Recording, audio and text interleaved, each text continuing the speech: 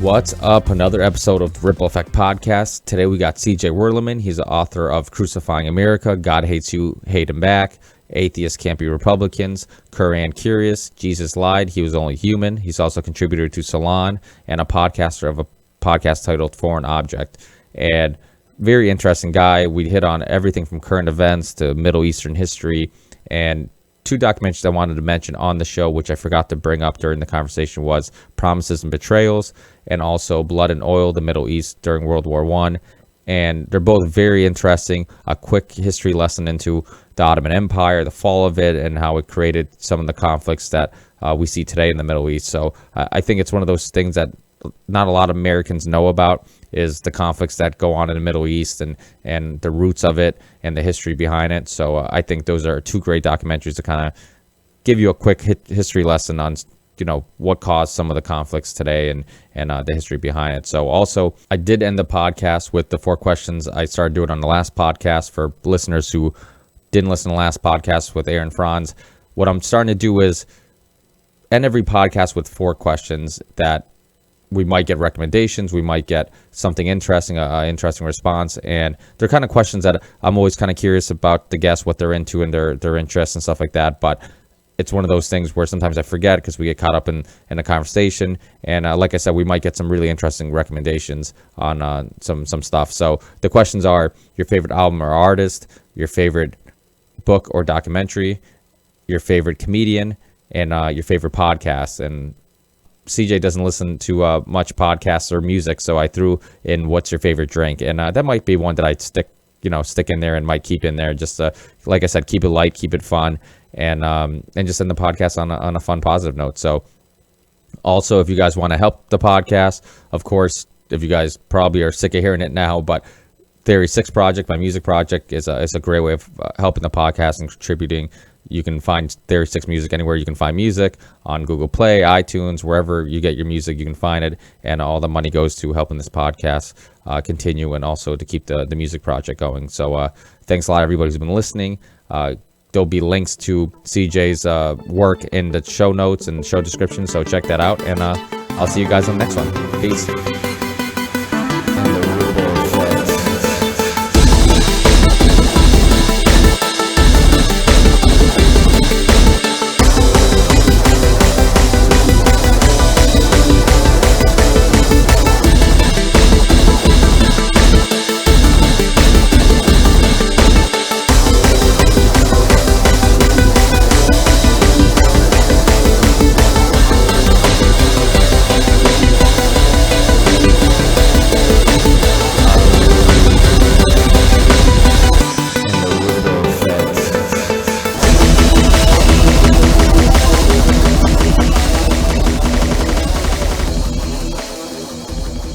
Ricky. What's up, CJ? Hey, mate, how are you? Hey, not bad. You? Good, really well. Good, yeah. Well, it's for a writer like yourself and somebody who stays active with current events, it seems like you probably don't have a lack of things to talk about at the moment. Oh, mate, yeah, there's so much going on. Obviously, the war on terror is escalating again. You've got everything's happening in the Middle East, Syria, you name it. It's a perfect storm. You look at Yemen and the Saudi king dying, all in one day. It's, that's kind of scary where things are headed. Yeah, that was kind of weird.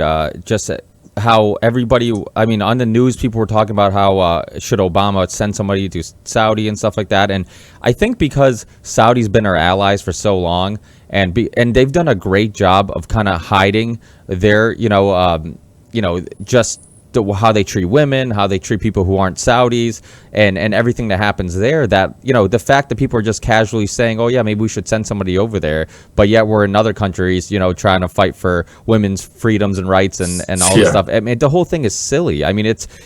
We've really done a great job in this country of being like a milder version of like North Korea, where we're sold this idea of, how great we are and how we only do things for the right reasons and all this stuff. And but yet it's quite obvious that, we're in one country fighting dictators, but yet we're getting loans from China, who has a dictator, and I have places like Foxconn where we can, well, at least we get our Nike shoes for cheap and our Apple phones Yeah. cheap, just while people are basically dying at these factories and jumping out of the windows and putting nets outside the windows and stuff. And it's just it's insane because it seems like America's done a great job of just being an expert in selling propaganda without anybody really knowing they're being sold propaganda. And I shouldn't say anybody, but a lot of people. And you being a foreigner, and it's funny because I'm a foreigner myself, and it's. I thought I could hear a Canadian accent. No, I'm not. I'm not actually Canadian. I'm Portuguese. Oh, really? Oh, okay. It's just the way you rounded out your vowels that made you sound Canadian. Oh, really? Yeah. I think I've somebody's actually said that to me once before, but they didn't clarify. But that's probably what it is. Then it's probably my vowels. Yeah. I came to the country when I was 4, and Right. and just came here, and it was always interesting to talk to people from Portugal, France, and other places where I have family, and just see their perspective on the U.S. And it's kind of a shame that unfortunately our foreign policy and our president represents this country, because this country is full of tons of great people and people who don't believe in the wars and conflicts we get involved in. But unfortunately, what ends up happening from the the outside perspective is that they just see us voting Bush in a second time. They see us voting in Obama a second time, and they look at us like, what the hell is wrong with us? These guys haven't done anything, and they end up being the face and representing the rest of the country. And unfortunately, a lot of the country doesn't agree with these things. It's no different than Nazi Germany. How not not all the Germans agreed with what Hitler was doing. So it's just it's one of those things where we all get grouped in, and it's sometimes nice being a foreigner because you can get people who still have real news overseas and can actually get some actual news, because I have family that watch Portuguese news or watch European news, and I talk to them about current events, and sometimes they're better informed than I am. Yeah. Oh, that's interesting. I mean, most countries I've lived in, I've lived in Taiwan, Australia, and Indonesia. The international news is quite extensive, the coverage. But if you don't have cable news here in the United States and you don't have access to CNN, and you're only watching the network news, then you get 1 minute of international international affairs. So Yeah, it is weird how they don't really do a good job on telling you what's going on in the rest of the world. And usually the only time we ever hear about it is when it's a terrorist attack or something like that. And that's why this recent parachuting thing was interesting. And it was interesting to see how outraged people were about that. And yet, like, there's been tons of other similar situations that people don't seem as upset about. And it seems like people pick and choose when to be outraged about things. Like I always think it was the same thing like the Ferguson thing and the Eric Gardner thing. I kind of saw it as, it seemed like if you were, secretly a little bit of a racist, or if you didn't like, Muslims, then now's the perfect opportunity where you can pick a side and you say, oh, I'm just picking this side because it's the side I agree with that makes the most sense. But really, you're just using it as an opportunity to let out some of your racism or some of your, so it seems like, same thing with the Muslims. And that's why it's actually interesting that you're an atheist, but yet similar to myself, I'm also an atheist, how a lot of times I don't agree with Sam Harris and Richard Dawkins, and because it does seem like they pick on, one religious group more than others. And that whole, I know when you were on the Joe Rogan thing, he kind of, and he said it on other shows before, where, he kind of has a similar view where he feels like Islam's the craziest of all the crazy religious people. But I think that it's hard to say that and have that point of view without knowing the history of it, without going back and researching the Ottoman Empire and how the British and the French cut up, the Middle East, and they want to influence it, and all the conflicts there, and it's really interesting when you do your research and you look up history, just the amount of influence we've had over there. And then just the drone attacks more recently, and just all these things, to think that these things aren't creating terrorists, if these things aren't creating people who are going to hate our country for invading Iraq and obviously being a giant mess and just leaving them. I met a guy who was born in Iraq, fled to America, And I asked him, I'm like, okay, I hear a lot of American opinions, but your opinion, like, would it be better if Iraq was cut up in 2 or 3 sections? And he's like, absolutely. And he's like, when Saddam was there, he's like, at least somebody ruled the iron fist, and people could go their everyday lives without any, as much fear of rebels or craziness. And now without him, it's similar to like what happened in Chicago, where if you kill the kingpin, the kingpin drug dealer, then all of a sudden there's all these people fighting for power, and then it becomes a giant mess. And is that what you think happened? That's more. I mean, Iraq is 3 different countries. Always has been 3 different countries. When it was, under the Ottoman Empire rule, it was considered, Baghdad, Basra, and the third city's just escaped I've just had a total mental brain fart. I'm in the north, and not to creep. Anyway, they're 3 different identities, and so when we carved up Iraq after the end of World War I, we said, all right, you've 3 different countries. Now you're going to have to behave like one. Now get along. With total disregard to, tribal histories, competing cultures, ethnicity, and so forth. And, of course, you need a strong man to keep all of those, conflicting parties, happy under one, happy in inverted quotations. And, what we did is we went in there and we removed the seal, which let out the hornet's nets, and now it's a sectarian civil war. It's a chance for the different tribes and the different sects to exact tenfold revenge. And now you have a case of Iraq. Now looks kind of like what Yugoslavia did, when they went through their self-determination, and also what World War One went through with part of self-determining identities. And that's going to be the case for some time. So there's no solution to Iraq. We couldn't prevent sectarian civil war in that country when we had 180,000 troops on the ground. What do they think airstrikes are going to do? They're totally delusional. Yeah, and so some of the reason, and that's the thing, like, it's like that quote, the next war starts when people remember the last one are gone. And it's this thing where it's the government and the military, they basically use to their advantage the fact that people have awful memories, because people are wondering why Iraq is a mess. Well, it could have something to do with the fact that we went there and destabilized it and left them with nobody in power. And even if you do put somebody in power, who are we to say that the person who rises to power won't be as corrupt as the last person who was there? And so this idea that we're going to go nation build is ridiculous. And I heard you on one of your interviews talk about how the infrastructure in the U.S. sucks and all this stuff, and it's absolutely true. Like, people come to America, or if you travel to other places, you realize 90% of the roads you drive on are awful. The traffic stinks. You have bridges that are falling apart, and yet we're in other countries spending billions of dollars rebuilding their roads and doing this and doing that. And it's kind of like that, it's almost like you're letting your own kids starve, people at home, and you're feeding your neighbor's kids. It's like you gotta help those at home first. Well, it's just such a bigoted and racist way of thinking. We totally overlook the problems we have at home. 20,000 Americans are killed by another American, through gun violence. You got 50 million Americans living in abject poverty. 60 Minutes did a piece a few weeks ago.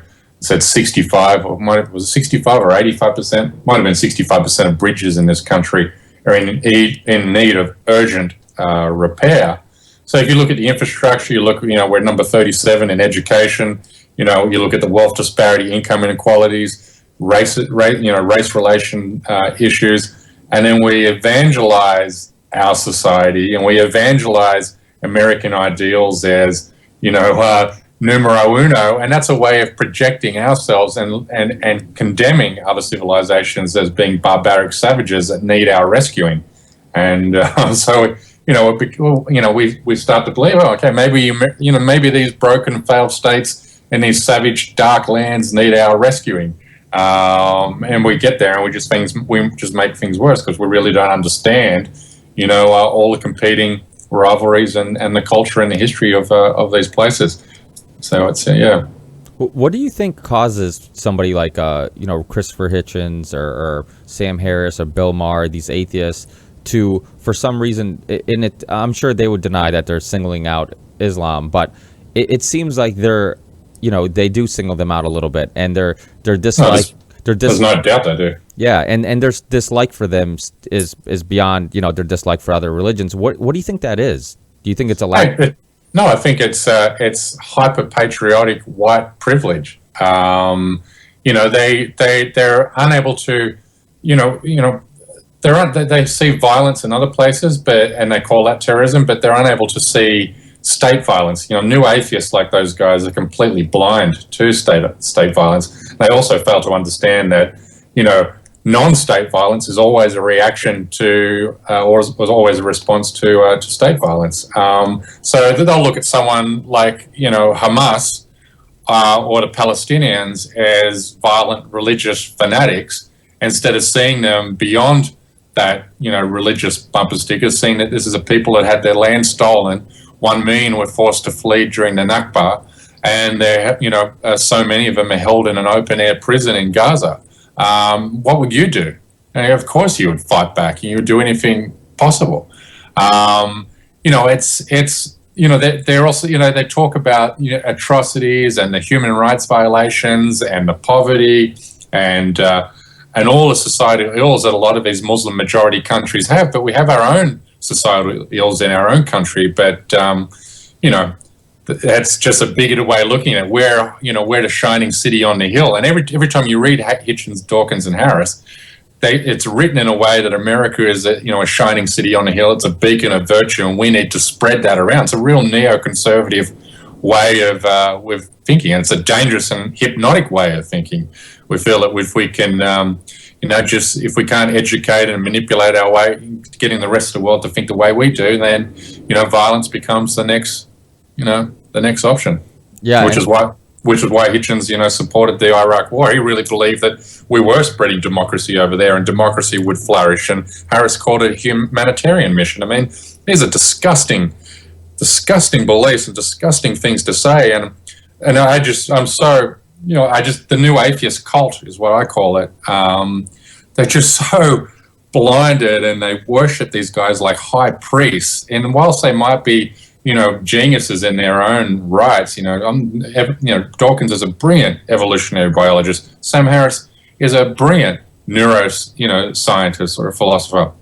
But when it comes to understanding the Middle East, these guys are completely ignorant on the issues. And anybody who who's familiar with Middle Eastern heritage, who is familiar with the culture, who's familiar with any of these conflicts, and people who have debated them have always left these debates just astonished how little that these guys actually do know about Islamic culture and the region.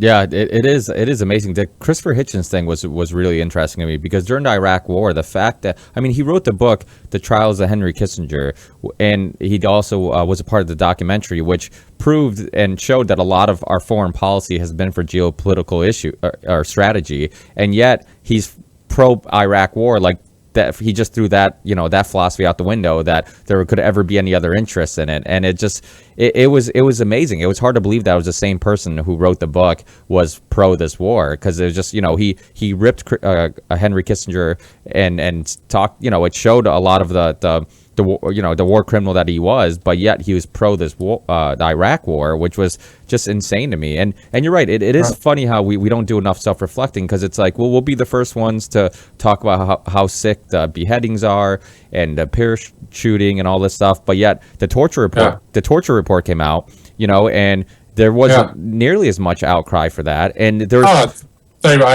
wrote a piece on that. So, having earned a living, criticizing Islamic cultures and criticizing Muslim majority countries, Dawkins and Harris were absolutely silent on the whole torture report. It's just a bizarre way. Harris goes on and on about, and he talks about maybe we'll have to nuke, a Muslim majority country if they start getting doe-eyed, or wherever the terminology uses, like Pakistan or Iran. and I think specifically he was talking to Iran regarding Iran, that we might have to nuke them because they're radical Muslims, forgetting the fact that the only country to ever use nuclear/atomic bombs is ourselves twice. It's just complete. I'll never understand it, and I'll never stop writing about it because it's a dangerous belief to have. Yeah, and it's one of those things where I hear Sam Harris talks sometimes, and I'm like, this guy is obviously a very intelligent person. But I think no matter how much information you're able to store and regurgitate, I think that the human instinct of making emotional decision, then finding reasons for it, they're not immune to that. And you can hear him just, that debate that he had with, the Young Turks host, and, just seeing him just go around circles trying to find, make sense of his point of views was just insanity to me. I'm watching him trying to make sense of this, and you're like, and I'm thinking to myself, if you're struggling that much to try to make sense of this and trying to get this point across, it's obviously because it doesn't make that much sense, and you might have to admit a little bit that you're wrong. But that's the thing about these debates, is that he's done a lot of the religious versus the atheist debates thing, and those things you kind of learn that, hey,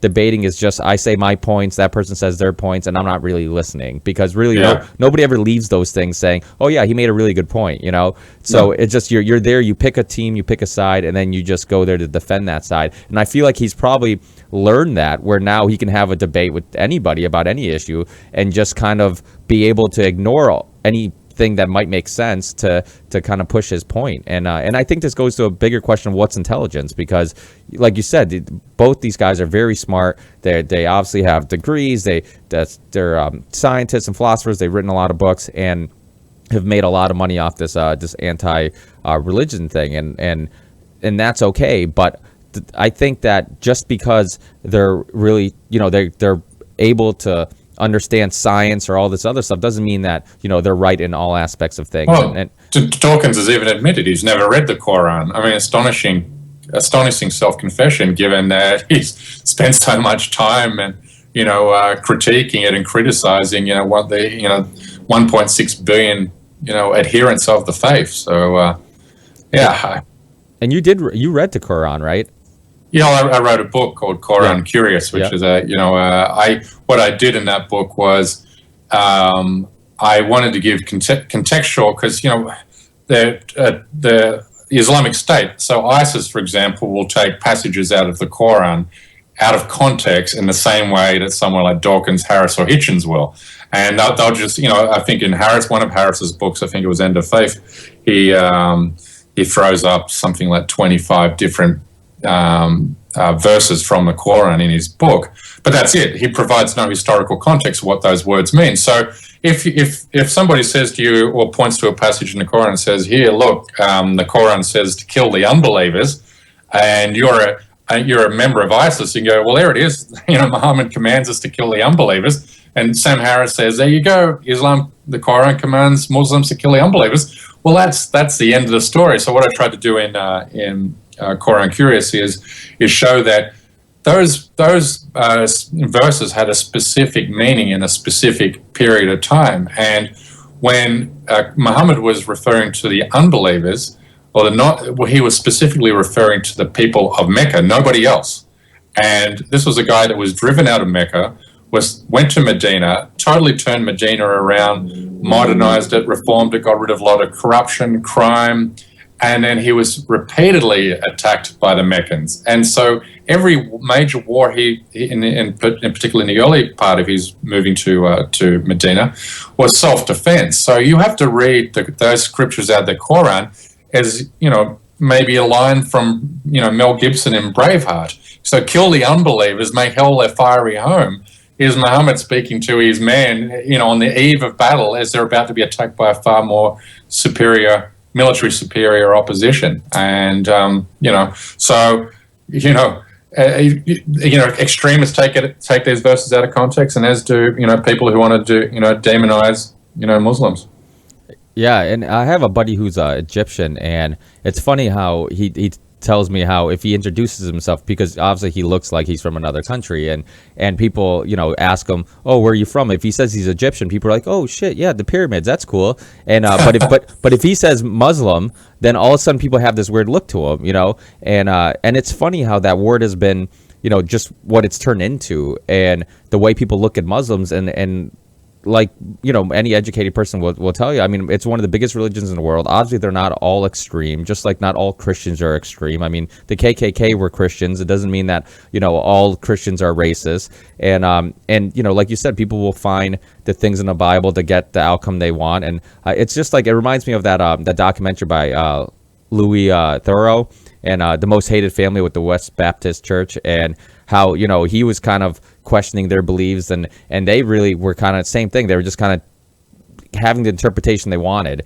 and it's just, I think that can be such a dangerous thing, but even myself being an atheist, and I'm sure you're probably similar, if there are some people that religion does help, and if it gives you, I guess, a reason to wake up in the morning, and I know a lot of really nice religious people, but just like religion's a good thing for good people, and it's a bad thing for bad people, like anything. It's, my grandfather, was a POW in World War II in the Japanese, and he was in Indonesia. Back then it was Dutch East Indies, and, his ship was sunk and he was taken prisoner. He was processed and transferred to Changi prison in Singapore, and then to the Burma Railway, and then on to the coal mines in Japan. And he survived the whole war. And for years after the war, he was a bitter man who would have loved nothing more to the opportunity to, like in the movie The Railway Man with Colin Firth, he would have loved to have gone to and hunted down the people who tortured him and the people who killed his friends and so forth, the Japanese who did that. He would have, put many to him the sword, and he would be enraged. I remember my dad bought his first car was a Datsun, and my dad was about 18 or 19 years of age. And when he came home with the car, my grandfather beat the living crap out of him in the driveway, made him sold the car because it was a Japanese car. But one day he had a come to Jesus moment. He believed that Jesus had spoke to him, which is obviously delusional. But nevertheless, and that was probably in the early 80s, he was a 180-degree different person. He was a loving, caring, forgiving, pacifist. After finding, Christianity. So anybody's going to tell me, that all Christianity is bad is, they're crackers. Yeah, no, I agree. I have a buddy who was a drug addict and his whole life was going down the tubes, and then he thinks he found Jesus, and it gave him the strength to get his life together. I mean, personally, I think he's giving credit to somebody else when he should get the credit to deal with those withdrawals and all that stuff. But hey, if it helped him, then who am I to say it's a bad thing, like you said? Right. And life is tough. Whatever gets you through today, as long as it's not hurting other people and it's in the privacy of your own home. Yeah, it's yeah. I completely agree. I think that life's too short and it's too tough to not let people enjoy themselves, and whatever helps you get through the day is absolutely. But that kind of sounds like a libertarian idea, which which is good to hear, because I know that you're pretty open-minded. I know that you use that evil S word, socialism, sometimes, which is ridiculous, because it's funny how they've done just like Muslims, another bad word that people just kind of you use the word and it's just like people lose their minds, and even though they forget that, like, our postal service is a socialist idea. I mean, having police and a fire department paid by taxpayers is a socialist idea. So it's and the military. Yeah, and the military. So it's just but I think one thing that I definitely agree with the libertarians is this whole idea of we should have the right to pursue happiness, and who are you to say what I should have the right to do or not? As long as my happiness isn't affecting your pursuit to happiness, then if I'm doing it in the privacy of my own home, I should have the right to do it. And well, I'm a civil libertarian. I'm just not an economic libertarian. That's the economic libertarianism, I think, would just exacerbate the whole income inequality, wealth disparity issues. It would also just empower corporations even more than what they have now, and we're already living in a corporate totalitarian state. So economic libertarianism would only exacerbate that. Yeah, yeah. Well, I think people like to either say that the problem is politics or the problem is corporations, and I think the problem is both. I think the problem is absolutely the fact that people can be corrupt, people can, you know, have money trump morals, and that can be in any situation if you're a politician or you're head of a corporation, and you know, so it goes hand in hand. I had Jack Abramoff on this show, which I'm sure you're familiar with, Yeah. from yeah, and a while back, and it was funny talking to him, and you know, he's a Orthodox Jew and very religious, and it just knowing his story, knowing what he's done, and it just like it actually reminded me of your book, Atheists Can't Be Atheists Can't Be Republicans, and it's one of those things where just, you know, the tie between religion and politics, and how it's funny because, you know, even in the Bible they talk about how you know, a rich man can't make his way to heaven and all this stuff, but yet capitalism is all about, you know, money first and morals second, and so but it was funny talking to him and just seeing how, you know, well, he says that he seems like he's sincerely a good person, but I think that you know, when you have that much temptation and all that, I just think that it's hard not to do favors for people, and you get so caught up in this this game theory of just trying to be the strongest and the most powerful and get more and more and more, and it becomes an addiction, and I think it's an addiction that we don't take seriously enough. I've said on this show how it seems like money addiction and power addiction is the one addiction that, unfortunately, you see a lot of successful people who have those addictions, so it's become almost acceptable to meet somebody who basically every waking moment of their lives is to gain more power or money, and it's okay, but yet the symptoms are the same as you know, an alcoholic or a drug addict, and you know, where your whole life just revolves around this one thing, and it's a shame because there's obviously way more to life than just making money, and I think there's a lot of lost souls out there who become politicians or become, you know, corporate CEOs who, you know, from the outside looking in, for the average person who's struggling, it seems like they have a better life than the average person, but, you know, obviously that's not so, and I think that, you know, there's a lot more to life than just making money, and you know, I think those people are just, you know, like I said, they're addicts who just don't know they're addicts. Yeah, and I think the you know, the free market fascist society we live in, you know, feeds that addiction. You know, it's all about winning, and it's all about accumulating the most toys. You know, that's a world we're winning. You know, morals be damned, the common good be damned. You know. Yeah, well, it's funny that like so many of them are Ayn Rand fans, when she was like, you know, she was for pre-market, but she was anti-religion. So yeah, who loved her Medicare. Yeah, so it was that whole thing is just, it's hilarious to me how many people, you know, look at Atlas Shrugged as like the Bible to the free market, and it's a Bible for assholes. Yeah, and not just that. I remember seeing an interview with a guy she was sleeping with, like basically whatever the name is for a male mistress, and he was married, and it had something to do with like, oh, you know, I'm married, I shouldn't be doing this, but she's like, you know, she had this whole theory of it's okay to be selfish, you should do what makes you happy, and that was completely okay. So she basically told him it was okay to cheat on your wife, but then the second he didn't want to have any more relationships with and then all of a sudden she got mad at him, and it was really interesting to see how a lot of people put on this persona in public, and during interviews they seem like they have everything figured out, and they have very well thought out philosophies, but in their private you know, in the private of their own home, they're just as lost as the rest of us, just trying to figure it out. Exactly. Too right, mate. Yeah. Right. So you being somebody who obviously writes about religion and you know, has written multiple books, Crucifying America, God Hates You, Hate Him Back. I'm sure you get your decent share of hate mail. And looking at the Paris shooting, and you seem like the perfect person to kind of get your opinion on it, because, you know, you're a person who obviously that freedom to speak about people's religions is something that, you know, you obviously use and enjoy. What's your perspective on it? Do you think that people, you know, that people should have that right, or is there a line that should be drawn, or, you know, what do you think about that whole situation?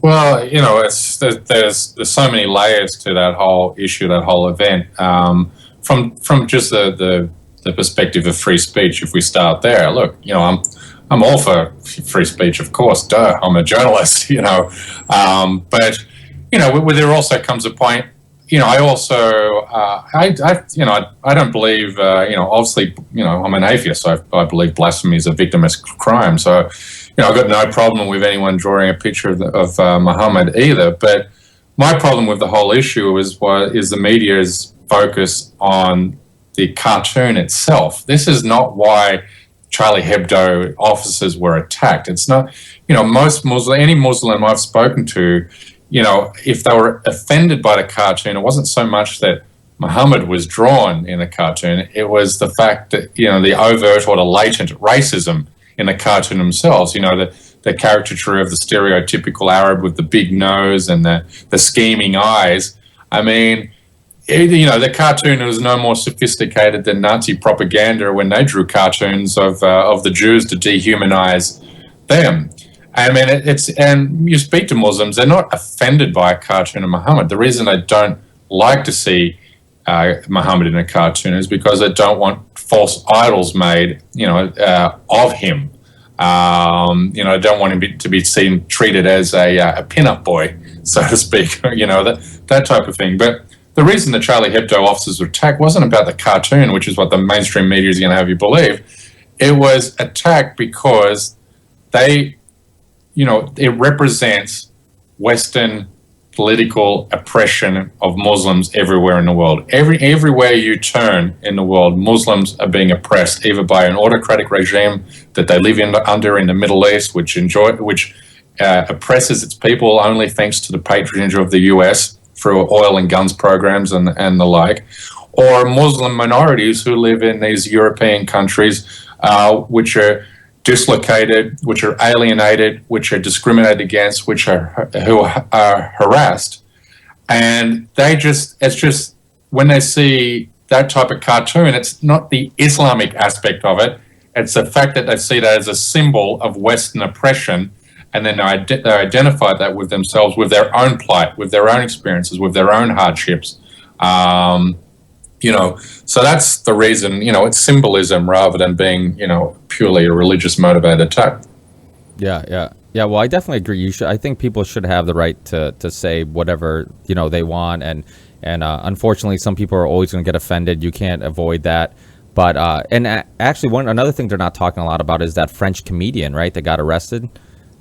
Yeah. What they're also not talking about is the fact that in Israel, in Gaza, 17, journalists were killed last year. I mean, it's such a double standard. I mean, we're sympathetic to one kind of violence, and then we're totally blind to the other kind, and then we're inculcated in this bubble or this echo chamber, which has us convinced that only Muslims are committing and perpetrating evil and violence in the world, which only furthers to demonize them and them exclusively. And, which in history has proven bad things will end up happening. I mean, it's a scary place right now for Muslims. I had on my podcast, Foreign Object, last week, I had Moazzam Beg, who was a Guantanamo Bay detainee and was tortured under the CIA US military torture program. And I asked him what's the general Muslim feeling at the moment in UK and Europe. And he's saying, it's scary times. As the economic situation in these countries is spiraling, and when things turn bad economically, then it's always immigrants who are blamed politically, and then you've got this emergence of far right wing political parties in Europe, like you had in Nazi Germany in the 1930s. Does it have the potential to be another Holocaust, but this time for Muslims? Probably that's a stretch, but who knows? There's always this.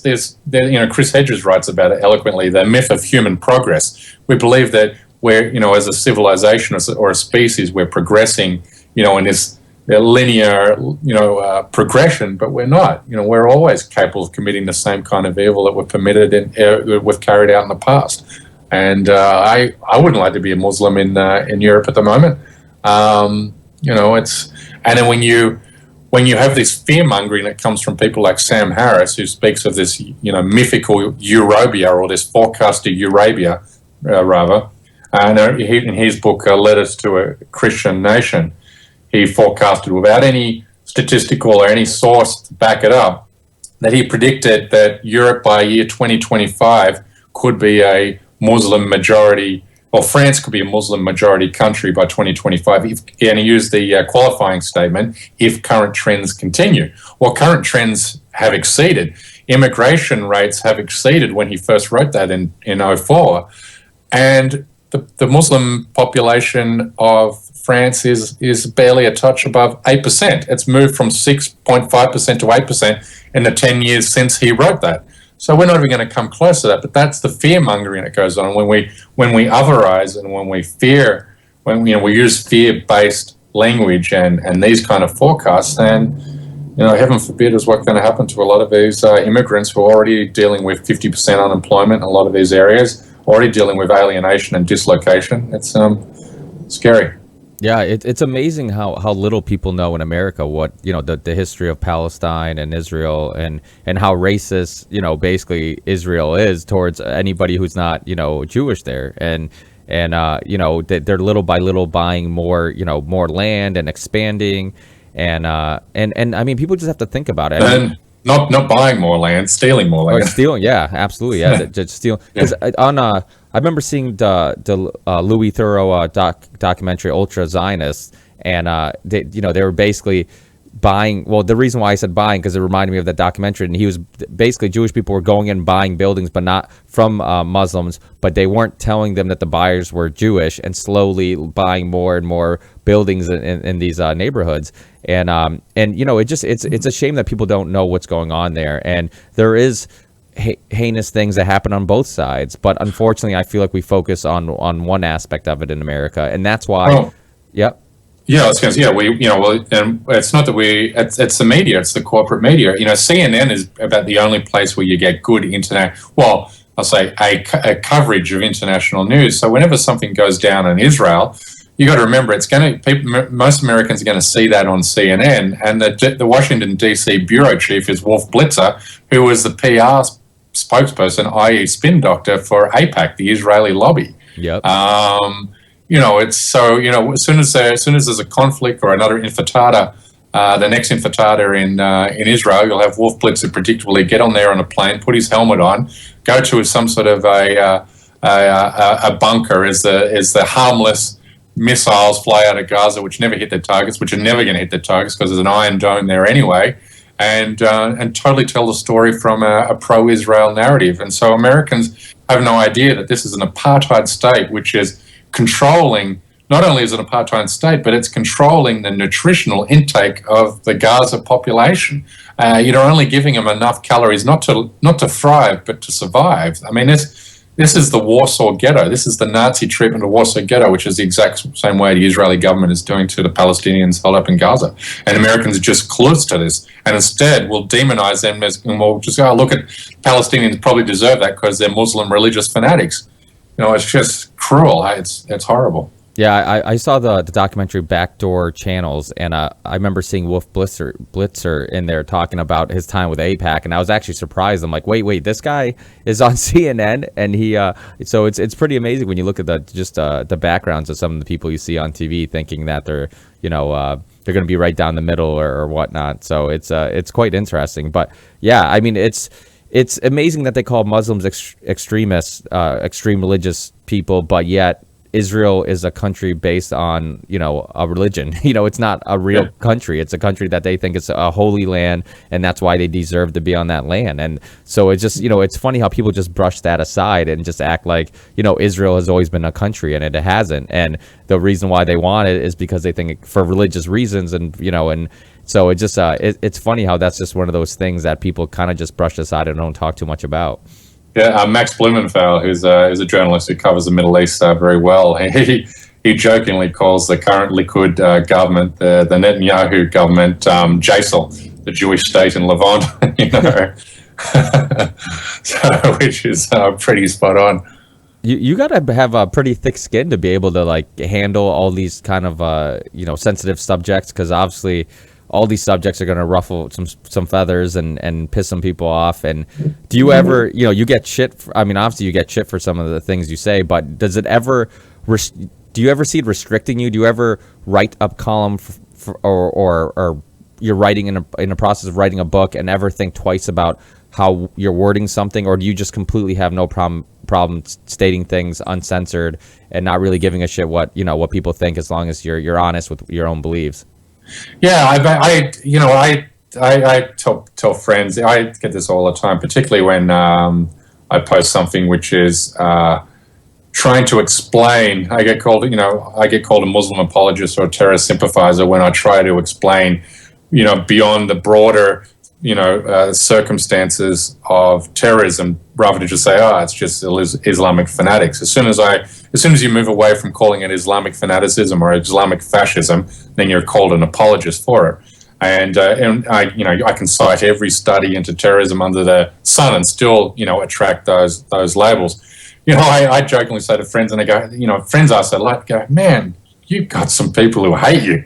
The hate and vitriol which is spewed at you at the bottom in the comment section of your pieces, or even on your Facebook page, is remarkable. How do you deal with that? And then, at the risk of sounding like a smug asshole, because sometimes I can come across as a smug asshole, is I want to be right rather than loved. I don't have that politicians, that urgent wanting and longing to be loved, something which Bill Clinton had, that, I can be narcissistic in my own way, like we all can, but I don't have that feeling to be loved by an audience. I just want to make sure that what I'm writing is right, that my views are right.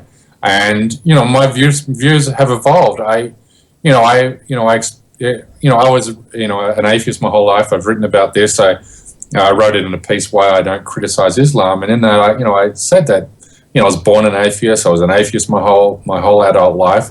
And then I experienced and witnessed, a terrorist suicide bombing in Bali, Indonesia in 2005.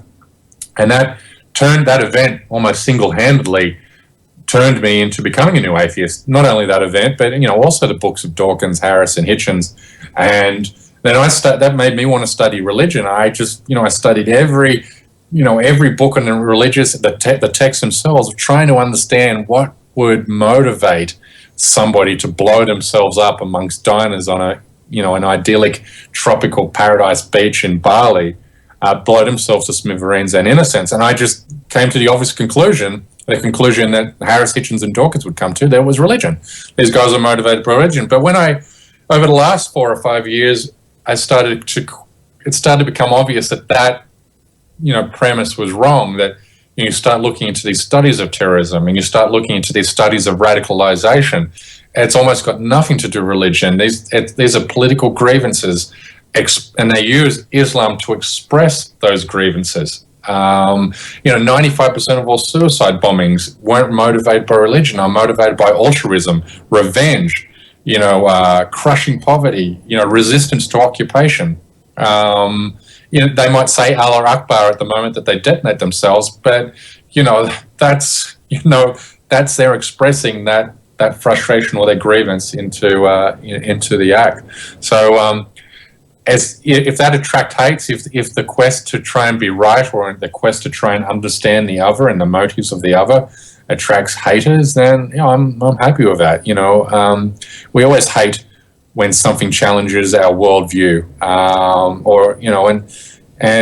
eventually, I forget how that quote goes. Initially you might know better than me. Initially, we reject an idea until it becomes self-evident. So yeah, I completely agree. I mean, and it's definitely easier said than done, because I know even on this show, just as much, and actually I started this show because I had a studio and I do music and stuff like that. And I remember even going back and writing, when I was writing lyrics and writing music, it was hard to not, in the back of my mind, a little bit of influence from what people are going to think about what I'm saying or what I'm writing or whatever. And it's like, you really do get your best work, and you get your best, anytime you restrict art. And I think writing, if you're writing a column or writing a book, it's definitely art. I think anytime you restrict it, you're not going to get the best piece of art. And so I think it's awesome that you basically, as long as you're honest with yourself and you're comfortable with what you're writing, that's the most important thing. Absolutely. Because it doesn't matter what you write about, you're going to piss somebody off. Somebody's going to be upset. And so you can't prevent that. So if you're going to try to, write about a subject that doesn't piss anybody off, you'll be searching forever. So it's just yeah, and also too, there's a temptation to pander to an audience. There's also, my first few books are, my God Hates You, Hate Him Back, and Jesus Lied, He Was Only Human in particular. New atheists, they were very popular amongst new atheists because I was kind of giving them what they wanted to hear, that these texts are bad and so on. But as soon as I stepped outside of that, and and then you become routinely attacked by new atheists, and that's fine. That's I was a new atheist. I was that guy, but I'm not anymore. Life is hard, life is complex, and people aren't one-dimensional cartoon characters, and people aren't representative of the worst verses from their religious texts. And I think there's a temptation to define a religious person. They'll say, okay, well, if the Bible says that adulterers will be stoned to death, then all Christians must be stone throwing adulterer killers. And that's not the case. People are complex. They bring their own. Reza Aslan speaks about this. They bring their own identities, their own life experiences, and their own values to the religion, not the other way around. And I found that to be the case in Indonesia, the world's largest Muslim majority country, where I lived for 10 years. That, every Muslim I knew prayed 5 times per day, and they fast for 1 month during the month of Ramadan. But in their day-to-day lives, they're not these one-dimensional, misogynistic, bacon-hating, fanatics at all. In fact, most of my Muslim friends in Indonesia drink beer. Many of them eat bacon. People are complex. They're not these cartoons. Yeah, and I remember watching that West Baptist Church documentary and seeing Louis with the family, and when they weren't doing religious things or talking about how much they hated fags or whatever, then they seemed very human. And I think that it's funny because a lot of people, like you said, like once you look past that, what makes us different, you realize a lot of us are similar, and we all love our friends and family. We all love to laugh. We all should love to drink because it's fun. and so it just I think that what happens is that we pick these teams and we pick these tribes, and then we kind of it separates us. That's why I remember growing up and being from Portugal, how I was very proud of my background and all this stuff, and then as I got older, I'm like, you know what, I let me focus on the things I have similar to other people, and not so much because this nationalism and being patriotic can be a bad thing. And it's similar, it actually reminds me of that movie that just came out, American Sniper. My wife's been driving me crazy about, oh, let's go see it, and I'm like, I just had a feeling that it's going to be this and I know you wrote something on it recently, but I haven't had a chance to read it yet. And I'm like, it just seems like this patriotic, I don't know if it's going to be as pro America or anti Muslim or anti-Iraq or whatever, and it's just like, and then to hear people talk about how it has nothing to do with the Iraq War. Well, it took place during the Iraq War, so like I don't know how you can just ignore that. And well, the piece that I wrote was how American Sniper mirrors the war on terror propaganda, and it's a propaganda piece. And very early, and it sets it up that way. And I think the second scene of the movie, it flashes back. He reminisces, Kyle reminisce. Back to the family dining table, and his dad's there, and they're about to eat their dinner, and his dad says, "There's only 3 types of people in the world, son, and that's sheep, sheepdogs, and wolves." And already he's drawing an immediate, metaphor that the sheep are the infantry, the sheepdog is the sniper protecting against the evil wolves who are the Iraqis. A few scenes later, you see the second plane fly into the North Tower of the North Tower on 9/11, and the next minute you see Kyle and his platoon celebrating they're about to be deployed to Iraq, and so the inference is intentional to suggest that Iraq had something to do with 9/11, and therefore it elevates Kyle and justifies the barbarity which was carried out by our forces in Iraq. And that's what's dangerous about the film, because yes, it's a good thing that it's reignited the Iraq War debate, but the bad thing is, again, already still 50% of Americans still believe that Iraq had something to do with 9/11, and this film's only going to reaffirm those people who believe that. Yeah, and it's the same way religion uses the fear of death to get people on board. politicians use the fear of terror to get people, to be pro-war and invade a country. And it was funny, just I remember reading a statistic about how many people after September 11th thought there was a link between Iraq and the terrorist attacks. And it was a crazy amount of the population thought that there was a link. And now looking back and seeing that it had nothing to do with one another. And it just shows how, they do a great job of just taking advantage of people's their fear and that the fact that they're afraid and they're emotional. And when you're emotional, you don't make logical decisions. And, that's the best time to kind of get people all on board. And, and it just, there's a good film I just watched recently called Clean Skin. It's a UK film.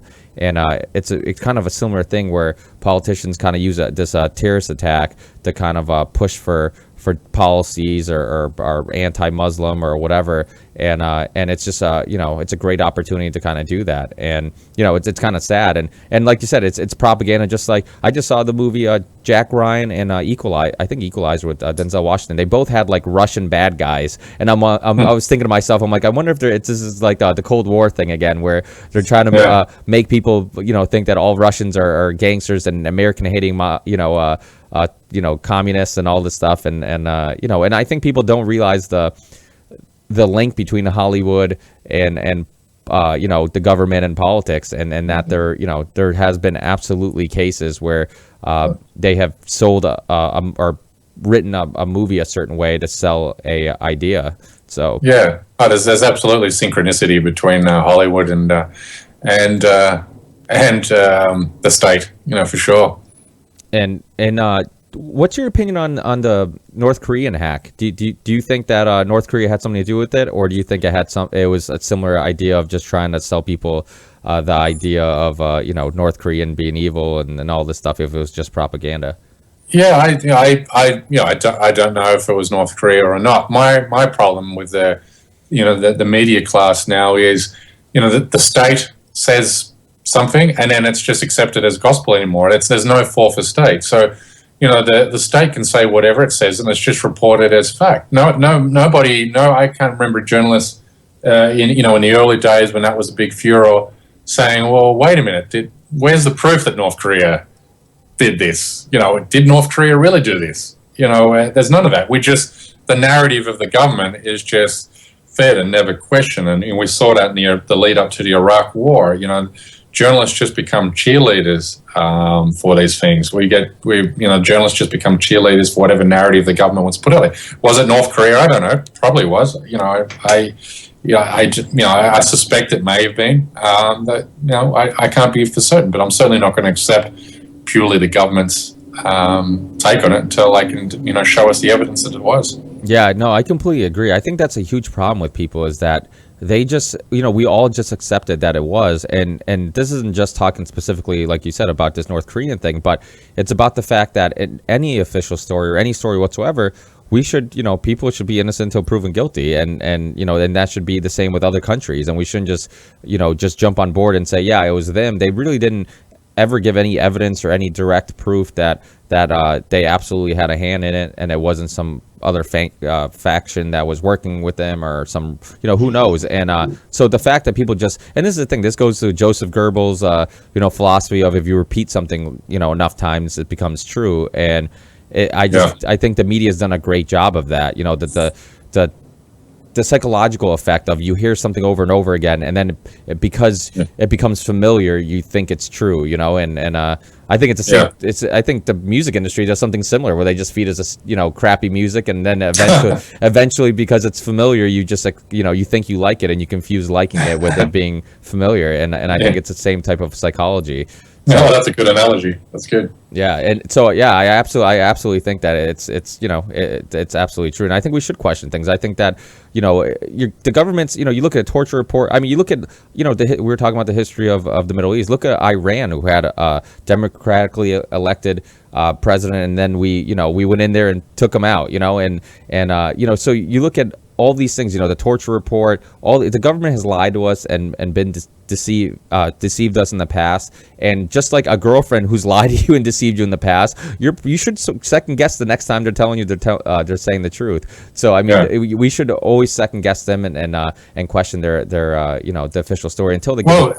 And journalists should do that, but journalists don't do that anymore because they've traded access for inquiry, and those journalists who press too hard on spokespeople for the government, they're denied access. And a lot of the village in DC, the village being the media, the journalist class, the worst thing you can do to them in their minds is to take away that access, to be not given access into the White House and Pentagon briefings and the like, and so the narrative never gets questioned, and yeah, I think that's a really valuable point, because I think that what people don't realize is that for CNN to get this access and get these interviews, they obviously have to stay between lines, and they can't cross that line, and they have to keep them happy, or like you said, they're just cut off access to these politicians or to the White House or whatever. So I mean, well, that's a beautiful thing about the internet now, is that we have podcasts. I was going to ask you about your podcast, but you obviously referenced it already. But yeah, I mean, you have your podcast, Foreign Object, and you got, what was it, like 6-7 shows now? No, or it would be 14 this week. Yeah. Oh, really? Yeah. Yeah. It's going quick. And you enjoying the doing the podcast thing? Man, I love it. It's given me an opportunity to speak to people that I would ordinarily pay money to listen, to have them speak to me. I've had everyone from a porn star to a rabbi to TV personalities, stand-up comedians, and as I said last week, I had the executive producer of Family Guy, which is my favorite TV comedy. Caravello on the episode before last, and I had Moaz and Beg, as I talked about before, Guantanamo Bay detainee. So, these are people I would, pay a decent price airline ticket to travel across the country to hear speak, and I get to speak to them, for free, over the internet. So, of course, I love it. It's been great fun, and more fun than I thought it would be. I've always been reticent to get involved in the whole podcast thing, because I don't understand people who, I never listened to podcasts before. I actually did my own. I actually never listened to Joe Rogan's podcast before he invited me to be on his show. I'd never even heard a single episode, and I was surprised that I had no idea that it goes for about 3 hours. I had expected I was being invited to sit down with him for about half an hour, 45 minutes. And I kept looking at my watch going, there's another hour, and the show kept going on. I'm thinking to myself, who in the heck would listen to me crap on for 3 hours, or anyone speak for that length of time?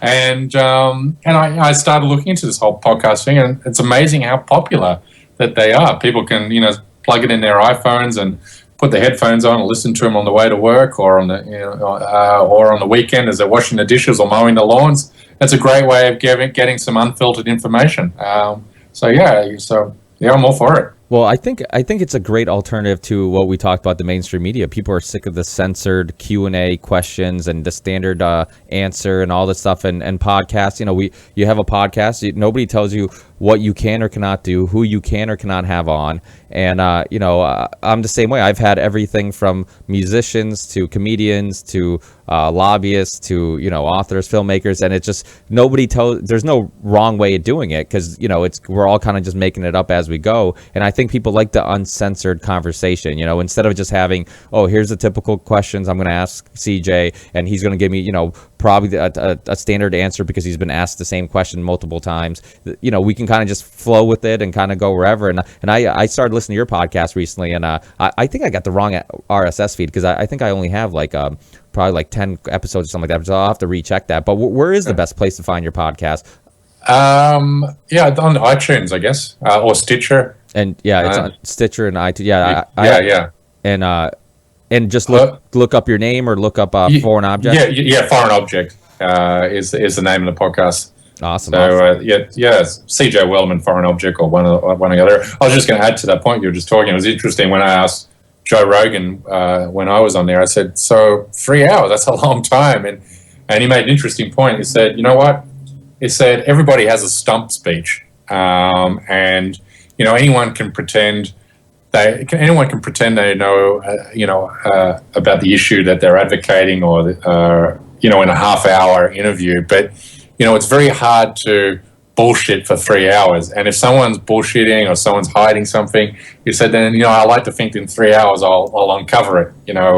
It's very hard to duck and weave for that length of time, which I found really interesting. Yeah, he said that on the air before, and he was a big influence on me starting my podcast a couple years ago. Just I love that aspect of just the freedom to talk about whatever, and just the realness of it, and you got to see an inside look to somebody's personality and their views that you wouldn't get anywhere else. And absolutely, I think in 3 hours, if you were a great bullshitter, you can only be a great bullshitter for so long, where eventually you will slip, and he's had Stefan Molyneux on there, and last time he was on, he kind of he had him there for 3 hours, and I'm glad Joe Rogan kind of grilled him on a couple of things, and he definitely didn't sound quite as intelligent or well put together as he does on his own videos, and I like that. I like the fact that you kind of get to and you never know where the conversation goes. I mean, I've had guests in the past to ask me for topics ahead of time, and I'm like, well, here's some topics I might talk about, but I'm like, knowing how podcasts go, I'm like, we might not talk about any of those things, and a lot of times that's the case, because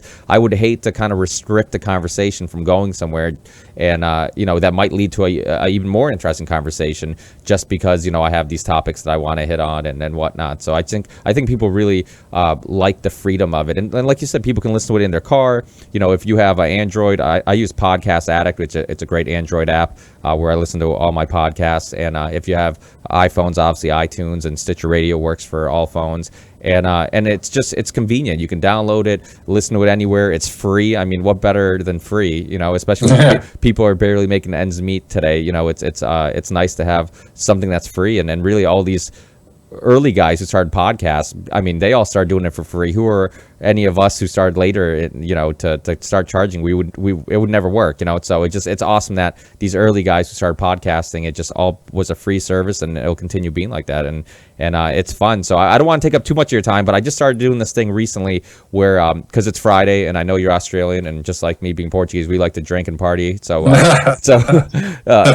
so I'm sure you wanna get to it soon enough, but I'm just trying to end the shows, do something different, end it on like a more fun, questions and stuff like that. And I have a lot of different people on, so I'm always kind of interested in some of their personal interests. So I figured I have some questions for it. So it'll be real quick. Go. First question, your favorite artist or album? You know what? This is going to probably surprise you. I don't listen to music. At all? I don't own an iPod. I don't download music. I don't buy music. I don't go to concerts. Well, okay, I take it back. I went to Fleetwood Mac a few weeks ago, and that's the first concert I've been to in probably 20 years. Wow. And I loved it. If music is on, I enjoy it. I'm just not. You don't go out. I don't get off on music. I'm always trapped in I'm deep in my own thoughts. Or if I'm in the car, I like to listen to talk radio.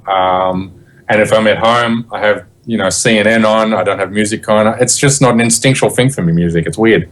Yeah, well, I can kind of understand that, because once I started getting into podcasts, I'm a huge music fan. I write music, I play music, I do all original music for my podcast, and but it's something about, like, when I'm listening to music, at times I would feel like, holy shit, I could be listening to a podcast or something that could be more stimulating mentally and take something from it and learn something. It's like this free education that I'm missing out on because I'm listening to music, and so I can definitely kind of see that aspect of it where it's just it's fun. But I will say, if you find an artist or music genre of music you like, it is almost like a religious experience. That's a good point. Actually, I will add this. In the last I went to the jazz festival in New Orleans last year, and since then I've actually found a love for B.B. King, and I have been playing that on Pandora occasionally.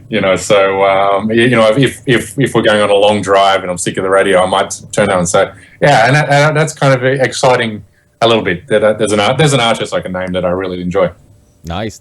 Yeah, he's awesome, and it's fun to kind of look at the history of African American music, and how it was a big part of racist white people kind of created this African American music, because they couldn't learn classical music, and then they end up kind of doing their own thing, which ended up being more influential than the stuff they were teaching the Caucasians.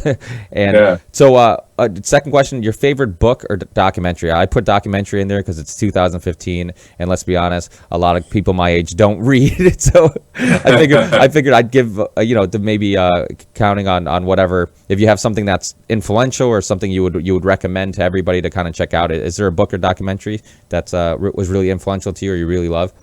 Yeah, my favorite writer is Chris Hedges. I think he's just phenomenal writer. I've read all of his books, and in fact, I've read some of them twice.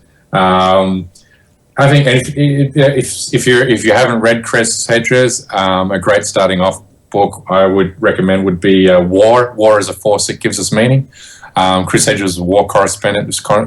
He was embedded in Sarajevo as the Serbs were shelling that city nonstop for several months. He's covered wars in El Salvador. He was embedded with the Marines in the first Gulf War. Was taken actually hostage by the Iraqi Republican Guard. This guy knows war better than any journalist that's ever walked the planet. And that book is a phenomenal insight into the real, what war really looks like. And your listeners will get a real good flavor of just what a fantastic, awesome writer he is as well. Yeah, I think some of my listeners might be familiar with Breaking the Set, and he's on there quite a bit. And I have to be honest, I haven't read any of his books, but I've seen tons of interviews, I've seen tons of lectures, and really smart guy. So yeah, anybody who doesn't know who Chris Hedges is, definitely check him out. And another great book on war, War is a Racket by Smedley Butler. That's a really it's an old one, but a really good one. And next question, your favorite comedian? You have one? I love stand-up comedy. Stand-up comedy, I guess, is my music. If I travel to if I go to a city for the first time, I always want to go to the stand-up comedy clubs. And of the mainstream, guys, Chris Rock is probably hard to beat, but I like seeing the guys that you don't know of, the unknowns, the no names, and because there's some guys writing some brilliant stuff. I love. It's always might be my dream to be a stand-up comedy, but I don't have the chutzpah for it. I don't have the balls.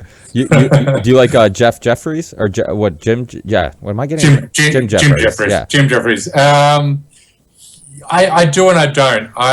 I don't think his writing is that clever. I think that American audience. He's not that popular in Australia. I think American audience like him more because he really plays the Australian, the stereotypical Australian view. And I think he plays that up. I think he plays his Australian accent up, and I think you guys are hypnotized more in the way he says stuff than what he's actually saying. He can do a bit on how Americans are dumb cunts, and the whole audience is rolling down the aisle laughing, and I'm going, "What? That wasn't that fucking fantastic." Yeah, well, I definitely agree. I think some comedians, like my wife and I, have completely different tastes in comedy. Like I like, I was a big Greg Giraldo fan before he passed away, and Patrice O'Neill, and I like people who kind of stimulated the mind and were really clever, and it just. Yeah, for some reason, some people like this just throwing out swears and stuff like that type of comedy. But to me, it's just like, it's kind of, you need not a dumb audience, but somebody who's just went there and just want to have fun and don't really want to do any thinking while laughing. But I enjoy the kind of clever jokes and stuff like that. Yeah, Greg Giraldo is one of my favorites, and Chris Rock, I think, it's funny because he's kind of an underrated comedian because I think he's become so popular that people forget how good his writing is because people know him for his movies. But if you listen to stand up, I mean, he is kind of similar to Bill Hicks or George Carlin, the way he talks about there's no money in a cure, and and all these things are, he talks about social and political issues, and I just think that he doesn't come off as a political or social person, but if you watch his stand up, he actually does talk about a lot of real issues. And sure. And the last question, and you're a podcaster, so I'm sure you have a favorite podcast. Well, what's your favorite podcast? Is there a go-to show that, if you have a little bit of time to listen to one, it's the one that you always hit on to listen to? Nope. I don't. I really don't listen to them that often. I go to the TED Talks thing. What I'll generally do if there's a subject I want to hear more on, I'll go to like Stitcher and I'll type in the subject into the search, and then whatever pops up, and I'll scroll through and I'll have a look at that. But I I don't really have a podcast which I'm not a devotee of where I can't miss that episode, so to speak. I might have to add another question to this list. What's your favorite drink? What's your Beer. anyone specific? I only drink beer and water. That's really. I don't drink soft drink or juices or beer and water. That's all that goes down my gullet. But I'm the same way. I don't drink if I'm gonna drink something besides water, it's gonna be alcohol. Yeah, what's the point? Yeah. I don't drink spirits either, so yeah, it really is beer and water. I've red wine with a meal, but my favorite beer is beers. I love the Asian beers. I living in Indonesia all that time. I like the Pilsners, the lighter beers. I like Asahi. Actually, I finally found a Mexican beer that I like, Monteo. And that's actually really drinkable. You don't need to put a lime in it. Anytime you got to put a lime in it, you've lost me already. But Monteo is a good beer. Can you get that in the States, or is that? Yeah. Actually, the local bodega just down the road from me sells it now. Oh shit! So, I'm gonna have to check that out. I love trying new stuff. I love. I grew up around. My dad makes wine, so I was around people making wine all the time, and the smell of it, and I think I enjoyed the. Just the community and the being around friends and family and having a drink and being social. I mean, I think, we're so disconnected from our neighbors. We go into our house, we don't talk to our neighbors, we don't talk to anybody. And I think that sometimes the most exciting and fun things in life are just enjoying the natural sense of smell and taste and all these things that we kind of take for granted. And life would be miserable without alcohol. I mean, I think about all the most memorable moments in my life. Alcohol has been involved. Actually, I was on a surf trip one time. We're on a boat, and it was one of those days where there's no surf. And when you're on a surf trip and there's no surf, you're just bobbing up there in the middle of the ocean, on this boat, and you're getting, stir crazy, and you'll cover every topic and subject under the sun. I remember a few of us, one of us said, wonder how much more money we would have if none of us drank booze. And we're trying to get to the mindset of people who don't drink and have never drunk. And I did my number, and I think, you based on the number of years you've been drinking, the average number of beers, and then average the number of times you might go out to a club or a bar, and then the price is more expensive. And my number came out to about $200,000 I've spent on my life in booze. You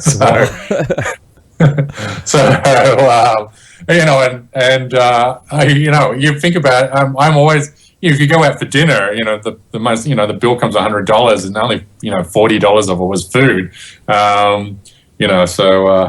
It's an expensive hobby, but one I would never give up. It reminds me of that quote. I spend most of my money on hookers and alcohol, and the rest I wasted. I think it was a football player who said that. I think it was a UK football, but it was hilarious. I think he was Irish. Now I think of it, and but it's hilarious because it's really like it's not. You were saying the total, and it's like that. None of that money was wasted. It was all, and you had a good time, and you're enjoying life, and that's what it's all about. I mean, we're only here for a certain amount of time. You have to enjoy while you're here, and I completely agree. Even though alcohol does cause car accidents and causes domestics and all these things, I think just like a lot of drugs, I think that if you can do it and have fun with it and enjoy it and not harm anybody, then you can have some of your best experiences doing it.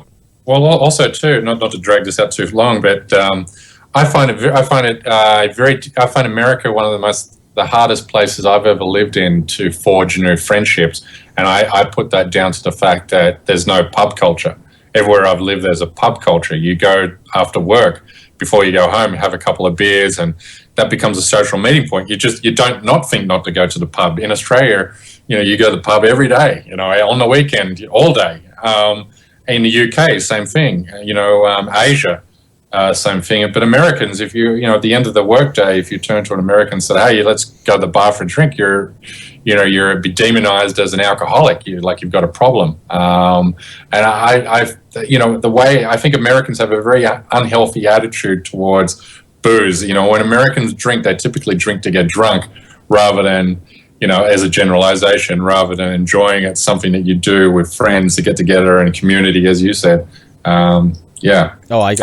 I completely agree. I absolutely. I have a friend, Scott, who's from Australia, and when he got married, he had all his family fly in, and it was just amazing how much fun we all had. Just and I've never met this family that was from his family from Australia, and everybody was just so friendly, and they're drinking, and I couldn't believe, just I'm like, is it an Australian thing? I'm like, but maybe it is, like you said, this pub culture where people just enjoy company and they enjoy being around each other, and I think that's something we do lose. And the crazy thing is, this country, at one time, and me being in Massachusetts, I live in Massachusetts, at one time Massachusetts, had a law that every city and town needed one pub in it or you'd be fined, and it was a huge part of the culture, and it was a huge part of, a lot of times they were next to churches, the pubs, because the church didn't have heat, and then after you left church you would go to the pub and warm up and drink, and you'd probably, and the thing is too, is that you didn't have TV, you didn't have technology, you didn't have other ways of communication, so guess where everybody met up to hang out? At the pub. So it was like,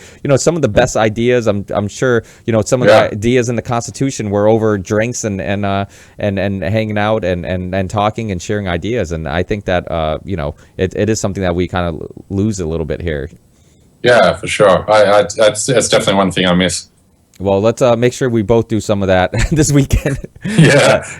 Hey, thanks, cool. Thanks, CJ. I truly appreciate your time. Thank you so much for being on. I'm a huge fan of your work, and now I'm a big fan of your podcast. I'm gonna keep up with that, and it's awesome that you got involved in that, because you can never have enough podcasters out there. I think it's a great alternative to what's on domestic radio or on mainstream media. So keep up the great work, and it's awesome to see that none of the hate mail has phased you even a bit. So. No worry. Thanks for having me on, Ricky. I appreciate you inviting me on, so I've enjoyed the chat. Absolutely. Thanks, CJ. Have a nice weekend. Yeah, you too, mate. Nice one. See you later. Bye. Bye.